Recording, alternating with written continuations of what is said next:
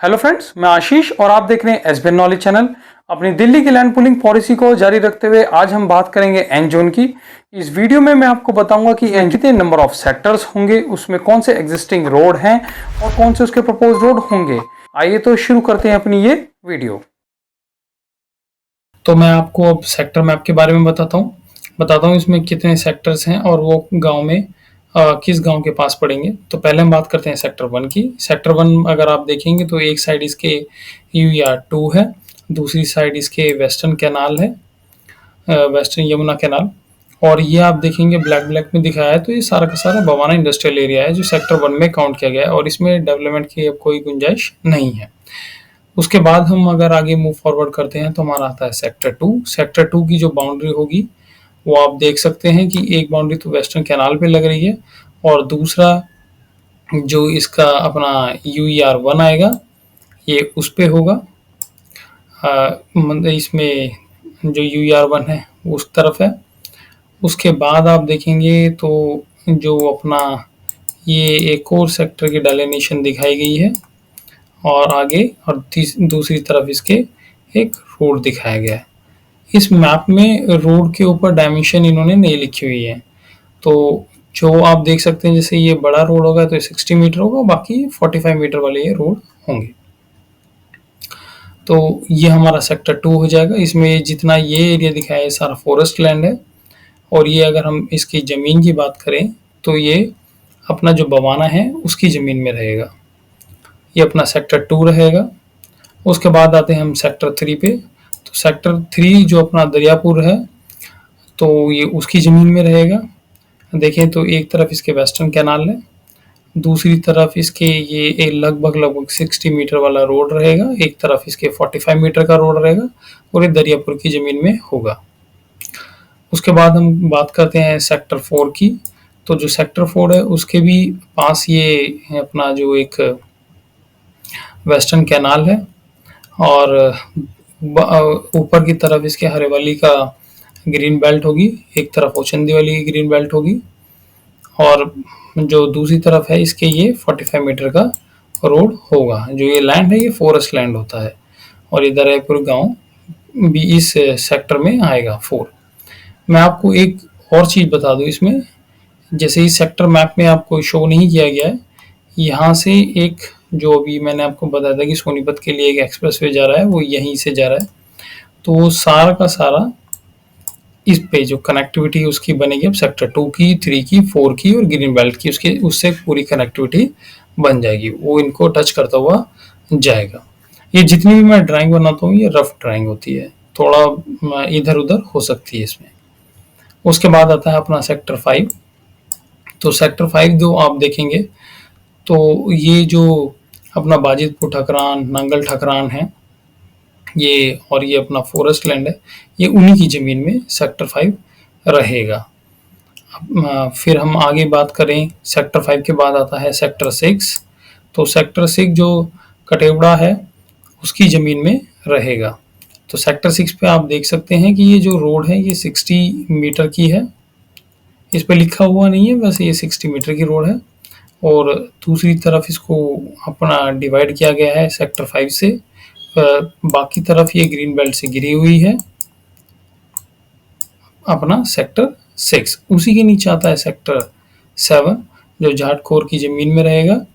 तो उसमें आप देख सकते हैं कि बाकी तरफ से वो ग्रीन बेल्ट से घिरा हुआ है और दूसरी तरफ उसके 60 मीटर की वाइड रोड है और इधर ये शो नहीं किया हुआ, ये लगभग तो आपकी 30 या 45 मीटर की रोड होगी। तो ये अपना हो जाएगा सेक्टर 7।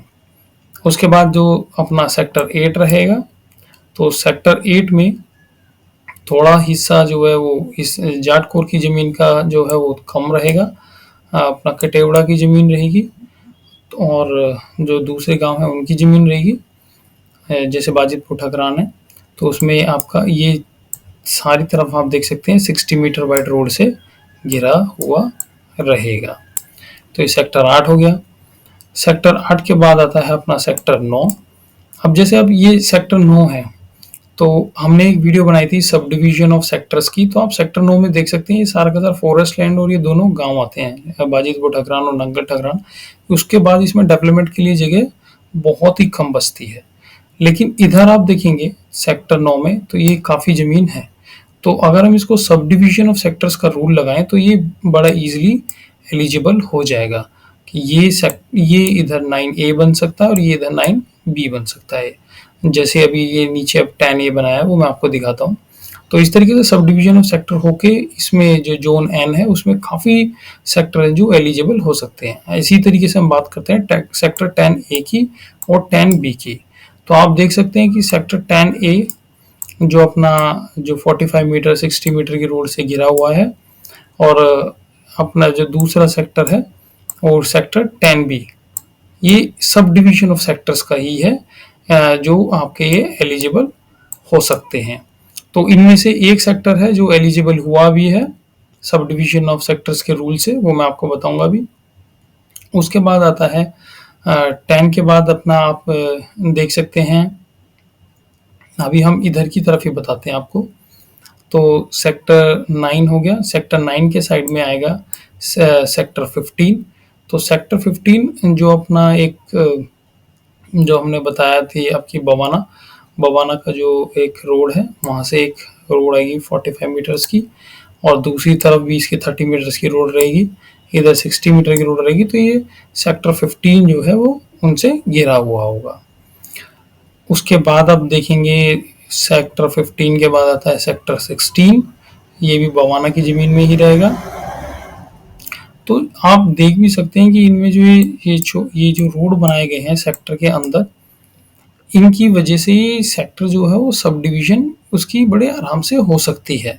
अगर आपकी यहाँ पे ज़मीन है और आपका सेक्टर जो है वो पूरा 70% एलिजिबल नहीं हो रहा, तो आप सब डिवीज़न ऑफ सेक्टर्स का रूल अप्लाई करा के अपने सेक्टर को एलिजिबल करा सकते हैं। तो ये सेक्टर 16 रहेगा जो एक तरफ 60 मीटर की रोड से घिरा रहेगा। इस पे कोई इन्होंने वो सेक्टर्स की वो जो रोड्स हैं उस पे नंबर नहीं दे रखे कि 60 मीटर या 45 मीटर, लेकिन जो देख के प्रतीत होता है वो 60 मीटर की रोड ही रहेगी। उसके बाद आते हैं आप सेक्टर 14A पे। देखिए आप ये जो सेक्टर 14A है इसको 3 हिस्सों में सब डिवीजन की गई, सेक्टर 14A B C। मैं आपको बता दूं इनमें से भी एक सेक्टर इस समय एलिजिबल हो चुका है कंसोर्टियम बनने के लिए, जिसको डीडी ने इनविटेशन भी भेजी कि वो कंसोर्टियम बनाए। सेक्टर 14 के बाद हम अगर देखें तो हमारा आता है सेक्टर 17। इन सेक्टर 17 के भी सब डिवीजन हो चाहिए, सेक्टर 17A और 17B। तो इसमें से भी एक सेक्टर जो है इस समय एलिजिबल हो चुका है। अब हम बात करते हैं दूसरे सेक्टर की। तो उसके बाद आता है हमारा सेक्टर 20। सेक्टर 20 आप देख सकते हैं तो ये पूट खुर्द की ज़मीन है, और पूट खुर्द की ज़मीन में इसमें ये आप देखेंगे तो यहाँ पे काफ़ी सारे जो इंडस्ट्रियल जो प्लॉट्स हैं उसमें पहले से ही यहाँ पे गोडाउन और ये सब चीज़ें बनी हुई हैं। तो ये इन्होंने शो भी किया हुआ है। जो इस समय जो वैकेंट लैंड है वो ये पूट खुर्द की यहाँ पे है जो UER2 पे पड़ती है, और उसके बाद ये सेक्टर 20 में इधर पड़ती है। तो ये सेक्टर 20 है। सेक्टर 19 के लिए एक रोड आ रहा है सीधा का सीधा आपका बवाना जो चौक पड़ेगा वहीं से, और ये लगभग 60 मीटर का रोड होगा। तो इसी पे ही आपका सेक्टर 19 पड़ेगा जो अपना सुल्तानपुर डबास है उनकी ज़मीन में होगा, और ये जो है ये फॉरेस्ट लैंड है। तो सेक्टर 19 जो है वो भी एक अच्छे रोड पे पड़ रहा है। बाकी इसका जो है 45 मीटर से डिवाइड हो रहा है ये दूसरी तरफ। इसी तरीके से सेक्टर 18 है जो पूरा का पूरा आपका 60 पे पड़ रहा है, दूसरी तरफ इसके 45 मीटर की रोड है, एक तरफ UER1 है। तो सेक्टर 18 जो है वो एक पूरा का पूरा प्राइम लोकेशन पे है।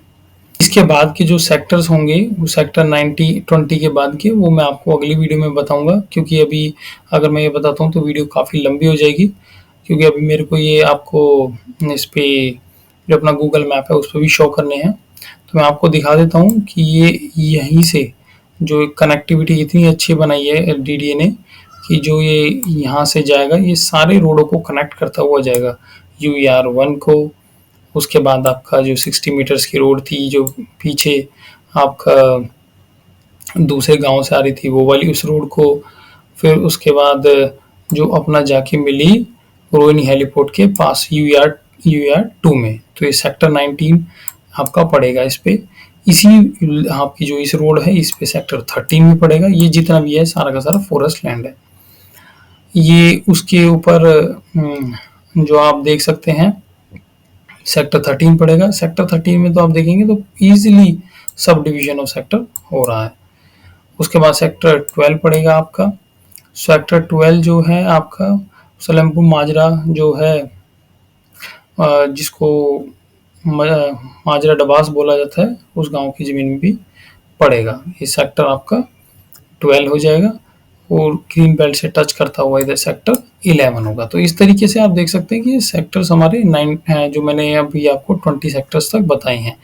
ये एक तरह का हाफ ऑफ जोन एन हो गया, जो इस समय पूरा का पूरा यहाँ पे रोहिणी से टच में है। उसके बाद के जो सेक्टर्स हैं जो नांगलोई की तरफ पड़ेंगे, वो ये कंजावला वाले, वो मैं आपको अगली वीडियो में बताऊंगा। अभी मैं आपको ये सारा गूगल मैप पे शो कर देता हूँ इतना।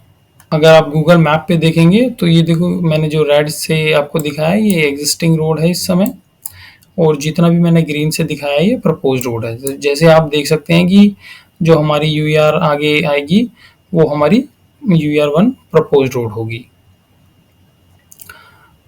पहले मैंने आपको बताया सेक्टर 1 जो बवाना इंडस्ट्रियल एरिया में है, जो एक तरफ यूआर 1 से है। इसमें डेवलपमेंट होने के बहुत ही कम चांसेस हैं क्योंकि ये पूरी लैंड पहले से ही ऑक्युपाइड है। उसके बाद सेक्टर 2 आता है। सेक्टर 2 में भी अपना जो ये बवाना गांव आएगा, तो उसमें पीछे की तरफ थोड़ी सी लैंड खाली है। उसके ऊपर आएगा सेक्टर 3, और ये जो आप देख रहे हैं और एक ऑरेंज कलर का, ये मैंने बताया कि नया एक्सप्रेसवे बना है, तो इससे सेक्टर 2, 3, 4 को भी और ग्रीन बेल्ट को भी आपके एक अच्छी कनेक्टिविटी मिलेगी। उसके बाद आता है आपका सेक्टर 4 जो दरियापुर कला विलेज है उसकी ज़मीन में। सेक्टर 4 जो दरियापुर कला विलेज जो है वो सेक्टर 4 की ज़मीन में आता है। उसके बाद आएगा सेक्टर 5। सेक्टर 5 के बाद आप देख सकते हैं कि सेक्टर के 5 के पीछे जो ओचंदी गांव है, ग्रीन बेल्ट है सारी। उसके बाद आप देख सकते हैं सेक्टर 6 जो कटेवड़ा विलेज है उसकी ज़मीन में है। उसके बाद आता है अपना सेक्टर 7 जो जटकोर है उसकी ज़मीन में आएगा सेक्टर 7। फिर हम उससे थोड़ा आगे मूव करेंगे तो सेक्टर 8 आता है। सेक्टर 8 जो है उसकी जो आप अगर कनेक्टिविटी देखेंगे तो बहुत ही अच्छी है और हर तरफ ये अच्छी रोड से घिरा हुआ है। बाद आता है सेक्टर 9। सेक्टर 9 में जैसे मैंने आपको बताया कि यहाँ पे 2 गांव आते हैं, बाजितपुर और नगल ठाकरा। अगर हम इसका सब डिवीजन करें तो सेक्टर 9 का सब डिवीजन ईजिली हो सकता है, जैसे हमारा ये 10 का सब डिवीजन हुआ है। तो अपना ये सेक्टर 10 आता है। फिर सेक्टर 10 के बाद अगर आप देखें तो सेक्टर हमारा 15 है जो 9 के पास पड़ेगा। इसमें भी ये कोई गांव नहीं है, ये गांव की ज़मीन है, जैसे नंगल ठाकरान की ज़मीन होगी। उसके बाद आता है अपना सेक्टर 17, सेक्टर 16। अगर सेक्टर 16 आप देखें तो जो अपना बवाना है ये उसकी ज़मीन में ही आएगा। उसके जहाँ पे आप आदित्य महाविद्यालय देखते हैं वो पड़ता है। उसके बाद आएगा आपका सेक्टर 14। सेक्टर 14 का ऑलरेडी 3 डिवीजन में फॉर ए बी सी, तो इस वीडियो में आपको मैं ए बी दिखा रहा हूँ इस स्लाइड में। और इधर ये जो है ये प्रपोज्ड है जो यूआर 1 है। अगर सेक्टर 4C और 17 जो आपका ए रहेगा, ये अगर एलिजिबल हो जाते हैं तो ये यूआर 1 जो है ये पूरा इजीली यहाँ पे बन जाएगा। उसके बाद तो ये जो एग्जिस्टिंग रोड है उसी पे ही जाके टच होगा। तो 14C और 17A एलिजिबल होते हैं तो ये यूआर 1 का भी रास्ता यहाँ पे साफ हो जाएगा, क्योंकि इतना ही है जो अपना एग्जिस्टिंग रोड पे नहीं है, जो एग्रीकल्चर लैंड से जा रहा है। उसके बाद यहाँ से तो ये जो अपना पुराना रोड है उसी पे आ जाता है, बस वो थोड़ा उसकी विड्थ छोटी है, उसकी विड्थ बढ़ाई जाएगी। आप ये देख भी सकते हैं जो 138 लिखा है। तो ये अपना 14C और 17A हो जाएगा, इधर अपना 17B आएगा। ऊपर जो है इसके सब डिवीजन हो गए 14A 14B बना है।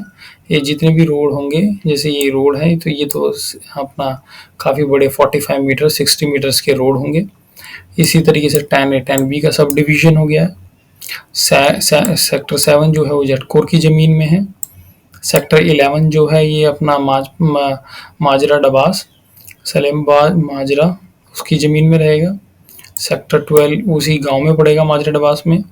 अपना सेक्टर 13 आएगा। सेक्टर 13 में ये एक तरह का फॉरेस्ट लैंड है या गवर्नमेंट की लैंड कह लीजिए आप इसको। तो ये बाकी अपना सेक्टर 13 बनता है। इसका भी इजीली सब डिवीजन हो सकता है। उसके बाद सेक्टर 18 आएगा। सेक्टर 18 मैंने जैसे आपको बताया था कि ये जो एक जो रोड जा रहा है ये 60 मीटर का रोड जाके जो रोहिणी हेलीपोर्ट EVR2 से मिलेगा। तो ये भी अपना जो हमारे पीछे ग्रीन बेल्ट है इसको अच्छी कनेक्टिविटी देगा। उस पे सेक्टर 18 रहेगा और 19 सेक्टर जो है सुल्तानपुर डबास की ज़मीन में होगा। सेक्टर 20 जो है वो फूट खुर्द की ज़मीन में होगा। ज़्यादातर यहाँ पे आप देख भी सकते हैं कि काफ़ी बसावट हो चुकी है। ये जो लैंड है बस यहीं पे एक खाली है सेक्टर 20 में। उसके नीचे के जो सेक्टर 21, 22, 23 हैं वो आप देख सकते हैं, लेकिन मैं आपको ये अगले पार्ट में बताऊंगा क्योंकि अगर मैं बताता हूँ तो वीडियो काफ़ी लंबी हो जाएगी। तो ये हमारे सेक्टर्स हैं और ये किस गांव के पास पड़ रहे थे ये भी मैंने आपको बता दिया। ये जो इतना जितना भी हिस्सा है ये सारा ग्रीन बेल्ट का पड़ेगा, जिसमें मुंगेशपुर, ओचंदी, रावली और आपका पंजाब कोर, ये सारे के सारे जितने भी हैं ये सारे के सारे आपके जोंटी ये सारे ग्रीन बेल्ट में आएंगे। और इस ग्रीन बेल्ट में आप देखें जो यहाँ रहते हैं उनको पता भी होगा कि ओचंदी बॉर्डर से ही एक रास्ता आता है जो इन साकन झावला रोड जिसको बोलते हैं, जो इन सारे इसको कनेक्ट करता हुआ आता है कुतुबगढ़ को और इसको। तो ये आगे जब ग्रीन बेल्ट का कभी DDA मैप जनरेट करेगी तो वो इसी रोड को बढ़ाएगी। तो ये थी हमारी सेक्टर्स की वीडियो। ये थी हमारी एंड-जोन रिलेटेड वीडियो जिसमें मैंने आपको सेक्टर 1 से लेकर सेक्टर 19 तक के बारे में बताया। नेक्स्ट वीडियो में मैं आपको इससे आगे के सेक्टर के बारे में बताऊंगा। अगर आपको हमारी ये वीडियो अच्छी लगे तो इसको लाइक कीजिएगा, शेयर कीजिएगा और चैनल पे अगर नए आए हैं तो चैनल को सब्सक्राइब कीजिएगा। हम आपसे मिलते हैं नेक्स्ट वीडियो में, तब तक के लिए जय हिंद, जय भारत, नमस्कार।